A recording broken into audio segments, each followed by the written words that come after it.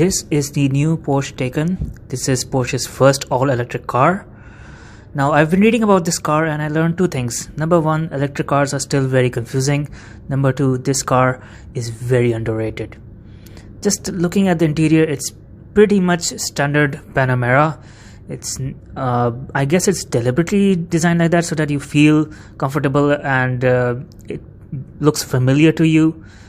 You have the same leather layout, the same interior as you would find in any regular Porsche. There's a clock, the computer screens are here. It has no engine, basically no petrol engine. So what it does have are two motors on each axle, and they make a combined 500 kilowatts. See, I don't know how to process that. What I can tell you that those motors create 680 horsepower. That's impressive. The seats here are comfortable. They're a little like bucket seats. You have a full glass roof. That's also a nice feature. So yeah, let me just show you a little more of this car. So you have this typical steering wheel that is there in the 911 as well. And when you get out, let me show you one new thing, that this car has removed the round dials that you find on the sports cars of Porsches and replaced it with a complete digital screen. That's okay, I guess. The clock is still there. I myself, I don't love or hate electric cars. Anyway, so you have these buttons on the steering wheel. If you're wondering what they are for, these are shortcuts for the computer system. And here is the drive mode. You can select which mode you want to drive in, whether you want to save battery or you want to have a sporty drive. You can select that from here. Now coming back to the rear seats, this is where things get a little down.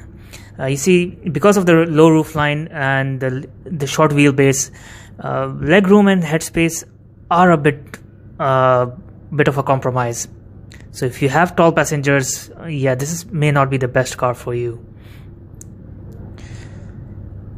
And if you're comparing it with the Tesla, I think the Tesla has a much better rear legroom and space for the heads of the rear passengers. Anyway, from the exterior, yeah, it's again not very different.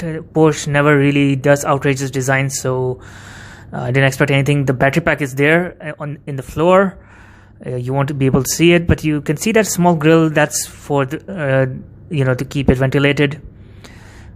Coming to the front, this is the only place where they have really changed anything. They've given it slightly rectangular headlights, small air intakes with the headlights, and other than these headlights, it's pretty much a Panamera. And they are going to release a Turismo model which looks like a station wagon, so expect that to come early next year. This is the sport model, which is basically the mid-model range. The 680 horsepower, 0 to 60 is in 3.2 seconds. And the strange thing about this car is, the price. It costs around 690,000 dirhams.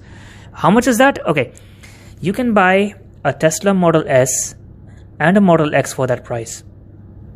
And this is where the charging port is. Just plugs in like the Tesla. Has fast charging, and within 5 minutes you can charge it for a range of 100 kilometers. Yeah, so that's amazing. Charging has been increasing at a dramatic rate. So I'm guessing this car is going to be a lot of fun to drive, and it also has body colored wheels.